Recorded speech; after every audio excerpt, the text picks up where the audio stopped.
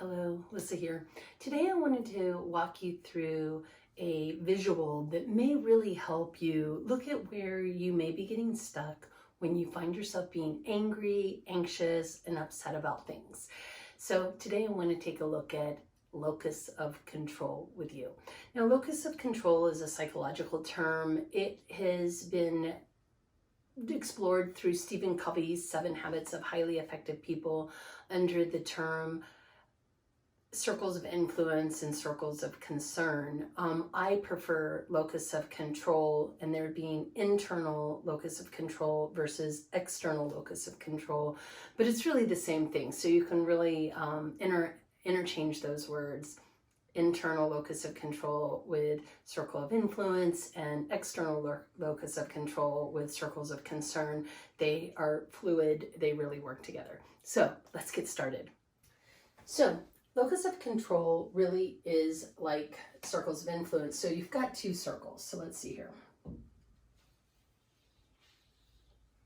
You've got an outer circle and you've got an inner circle. And these 2 circles work together. So this is the external, right? So external locus. And this is where you have no control. You may have concerns about this area, but the control isn't there. The inner circle is the inner locus. And this is where you have control.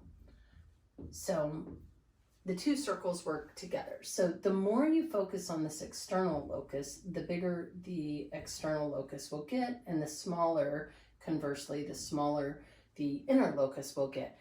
And the more you focus on the inner locus of control, the bigger it will get, and the smaller your external locus of control will get. So it's really cool. So where you focus your attention shifts how you show up in the world. So when you think about things that you have no control over, but maybe a lot of concern about, and you think of these things that are outside of you, what are things that come to mind? I like to sum it up in roughly 3 categories. The 3 categories are other people,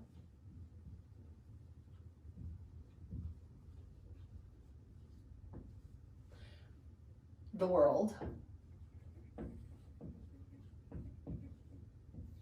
and time. So let's look at other people first. So think of other people, all those other people in the world. This could be your spouse, your kids, family in general, right? You may be able to influence them, but you can't absolutely make them anything. If you've ever tried to make your husband or your wife or your sister or your brother or your parents or your kids absolutely agree with you on something they don't agree with, good luck with that, right? Even by the time a baby's about 6 months old, if you try and get the baby to eat green beans, but the baby doesn't want to eat green beans, what's going to happen? Ugh. The baby isn't going to eat the green beans, right? They don't like them.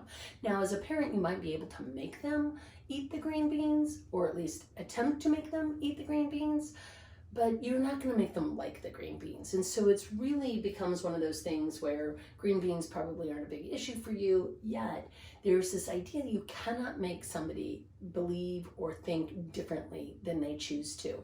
We get pretty stuck in these ideas and they don't change very quickly. I also put in here things like bosses, coworkers, right? They may be of concern, but you don't have absolute control over these people. I always love to throw in here other drivers. This has been my greatest learning opportunity because, you know, I drive so much better than everybody else, but other drivers, right? And really, we can just sum it up is if you live on planet Earth, any other person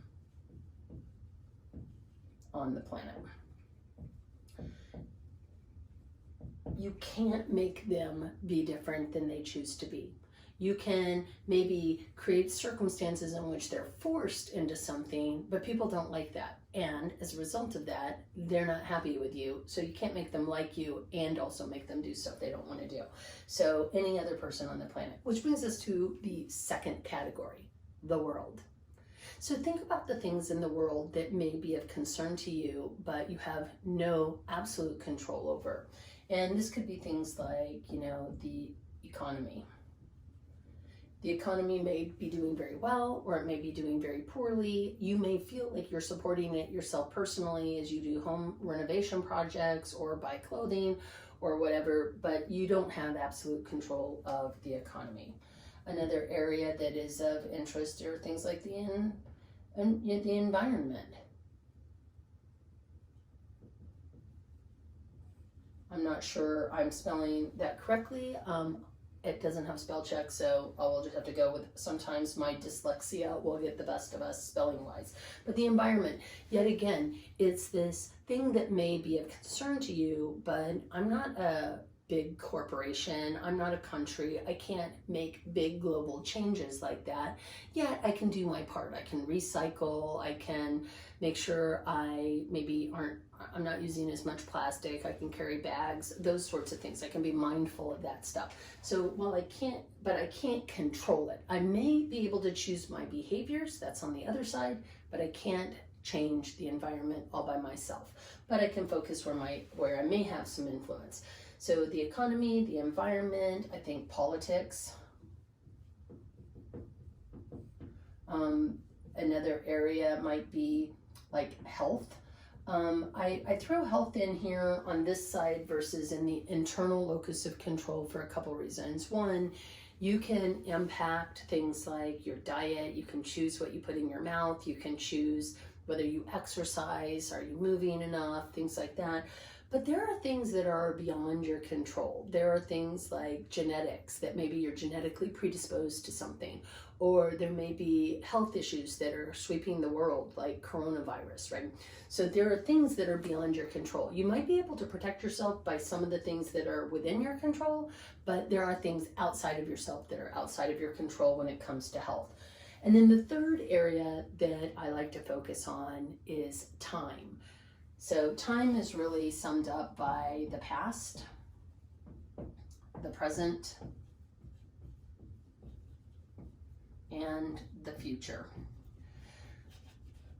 So you've got these three areas, the past, the present, and the future. Most of us spend a lot of time focused on the past, what should have happened, what didn't happen, what I ought to have done, what they ought to have done. All of these things are past tense. And I don't have Mr. Peabody's way back machine. I don't believe you do either. So the things that happened in the past are really there for us to either learn from or learn to let go of. Because otherwise we're just circling as something we can never change. It's done. The thing about the present is it's a moving moment, right? So this is the present, this is the present, this is the present, this is the present, this is the present. And as this present moment ticks forward, it is instantly becoming the past. So at the moment that it instantly becomes the past, I can't do anything about it anymore as far as undo what just happened. What I can do is influence the future a little bit, but I can only influence the future so much. So an example of the future that I can control is I can control whether or not I continue doing this video. You can control whether or not you continue watching this video, which I hope you do. But I can't change what's already just happened. It is what it is. I've already done that. It's happened and it's a thing. Now, the future, I put in this category, though, of things that we are concerned about but maybe don't have control over, because there are things that are beyond our control that we don't even know are on the horizon. So I think back to like the economic downturn of 2009, right? Where people had been buying houses in 2007, 2008, and there was this sense of house prices will always go up and up and up and up. And then many people either got stuck in houses that were over, like they had paid way too much money for and they couldn't leave without foreclosure, or they had to leave and take a huge hit to their credit and to their resources and lost that investment, right? And I call these things black swan events. So there was a book written called The Black Swan Event, and it's really this idea that for a millennium, all, especially in Europe and Africa and Asia, is this idea that there were white swans. We'd all seen white swans. We knew white swans. We believed in white swans. But nobody could conceive of a black swan until we went to Australia. And so the Aboriginals obviously knew about black swans. They may not have known of white swans, so it would have been a white swan event for them. But for many Westerners and Asians going to Australia and you see a black swan, that was a new event. And I think of like the economic downturn of 2009. I think of something like the coronavirus. These are things that are unexpected events that we don't have any control of, or that may impact our future in unexpected ways that we're not prepared for. So again, the past, the present, and the future are another area where people may focus attention and have very little impact or control over. So it's an area of concern, but not of control. On this side, we have our internal locus of control, right? This inner locus of control. And when you think about this inner locus of control, what do you, when you look at your life right in this moment and take a second, what do you absolutely have control over in your life? And you do, even if you don't think you do, there is a place where you do have absolute control. All right, I sum it up this way. You. Right? And I sum it up this way. These are the things about you have control over. What you say, what you think, and what you do. And the thing about this is that these are things, what comes out of your mouth, how you think about a situation, the narrative that you align yourself with. I can do this, I can't. These are things that are within your control. And your actions, what you do. And this is the thing about thinking, because oftentimes we believe this idea that our emotions are beyond our control. I can't control my emotions.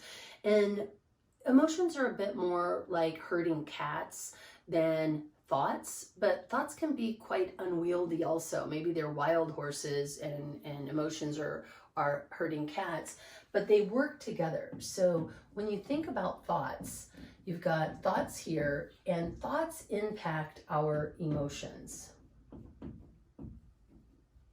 And our emotions impact our thoughts. They work in synchronicity with each other. So if I'm feeling angry about something, my thinking is typically going to align with that anger, and I'm going to be thinking, this isn't fair, it's not right, you're an idiot, I'm stupid, whatever the anger is, right, that's going up, coming up for me. If I'm feeling depressed and hopeless, I'm going to be thinking things like, this will never change. Oh my gosh, it's so horrible, terrible, awful. And those thoughts and those emotions are going to be either playing with each other or in conflict with each other, but they're going to be impacting each other regardless. Thoughts and emotions work together. So let's go back over to this circle, external circle of locus of control. So, external locus of control. We've got our sections of things that we are concerned about and have no control over. When you think of focusing on this circle, what emotions do you think show up as you try and make your boss be different, make other drivers drive better, try and manage these big concepts and issues like the economy, the environment, politics, all of these big issues. So these emotions. And for many people, what you notice is you're feeling things like anger, right? Anger, frustration. Maybe you're feeling anxiety. Maybe you're feeling overwhelmed.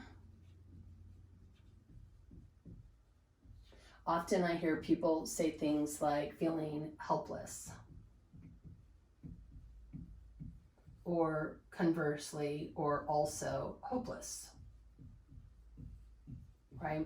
This is where we may be feeling like fatigued, right? And we start to have this sense of overwhelm, helpless, hopeless feelings that show up because we're trying to focus on all of these things and have them be different, but we don't have good tools for that because they're really big and we can only influence them a little bit, but we can't just make them be different like with a magic wand.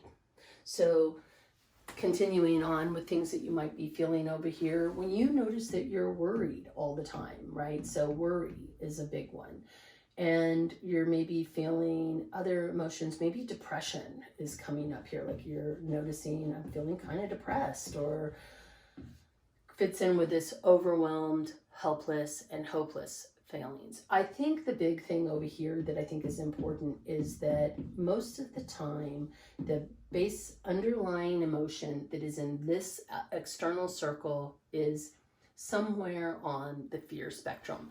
I see it this way. There's two primary states that emotions come out of. One is safety. This is where we feel okay, the world is right, we feel appreciated, acknowledged, those sorts of things, we feel safe. The other side is a sense of threat. There's a danger that we need to be prepared for. And that danger may be a obvious physical danger, like I feel threatened by you physically, or I think there's a, somebody's going to hurt me in some way. And so that threat may be really overt. It may be less overt though. It may be if you don't agree with a value that I have or a belief that I hold very strongly. And so if we're having a conversation and I say, I believe in X, and you're like, oh, X is totally wrong, you don't know what you're talking about, it may put me in a state of trying to change your mind, and I may be feeling anger, frustration, overwhelm, helpless, depressed, all of those things as a result of trying to get you to change your mind. But the undercore emotion is fear. I would also say this is where you find most negative emotions are going to be in this circle. All right, so poor handwriting there. So let's go into the you again. So when you think about the you and the inner locus of control, I really want to be clear. I'm not saying that you will always feel really good in the you, that only positive emotions live here. But in all the work that I've done with people through the years, what I ultimately hear is as we focus on this inner circle of control, what people ultimately feel is empowered. They are shifting to where they have an ability to choose what they're saying, how they're thinking about things, and their actions. And there's this sense of, I have some capacity to really influence a situation if I focus here. And this then works to expand this inner locus of control.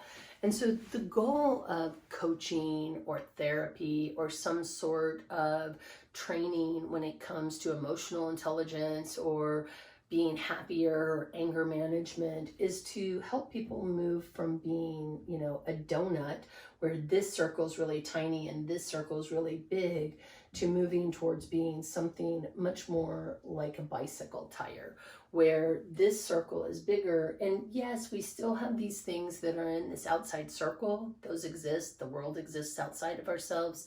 Yet what our focus is over here, with these things about what we say, think, and do. So I'll stop here for now. Welcome to your internal and external locus of control. I hope this visual gives you some ways of thinking about what's coming up in your world and where you're finding your attention drawn.